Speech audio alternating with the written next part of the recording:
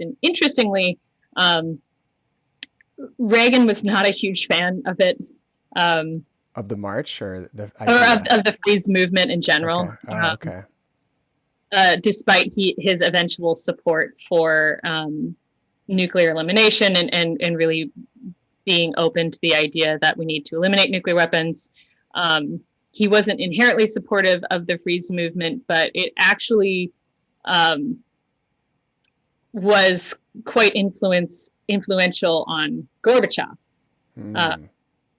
and would end up spurring things that would lead him to communicate with Reagan and leading to the Reykjavik summit, where they got together and said, hey, maybe we should just call it all off and eliminate all nuclear weapons.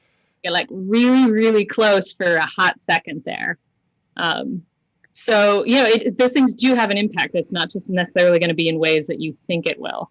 Yeah, maybe we can just dwell on that real quick because I think it's such a hopeful, it's tragic that it didn't work out, but it is a hopeful story because I think it shows that this problem isn't that hard if if our leaders are willing to really work together across national lines with people. So maybe you can just give a quick backstory on what that meeting was, what was actually said, and how it fell apart.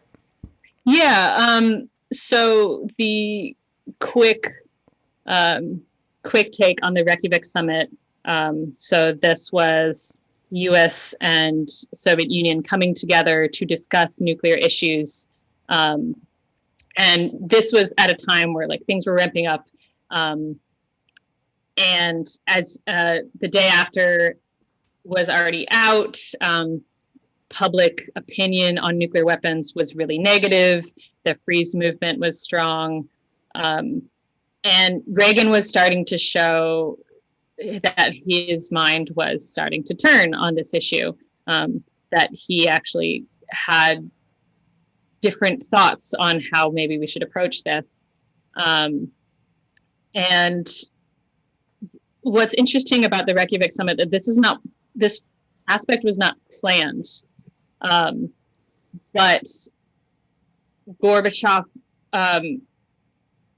brought this notion to Reagan, say, well, why don't we just call this off? Basically, is having these in-depth discussions, and there was not a lot of communication at the time. They were very hostile towards one another in the beginning of Reagan's administration. He was really not open to communicating, and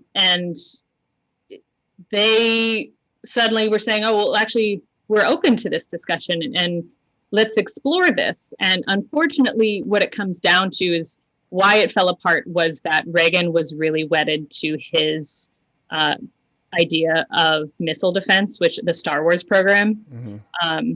And he was basically saying, well, I'll explore that, but I want to be able to still have the Star Wars program. I want to have missile defense regardless. And that was a non-starter. So, well, you can't have your cake and eat it too. We need you to commit fully to this. And so things didn't end up going anywhere, but it did lead to things like Reagan declaring nuclear weapons should never be used and nuclear war should never be fought.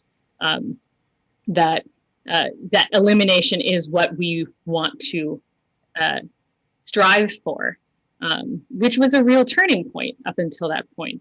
That was not the position. Elimination was not a part of the discussion at that level up until that point.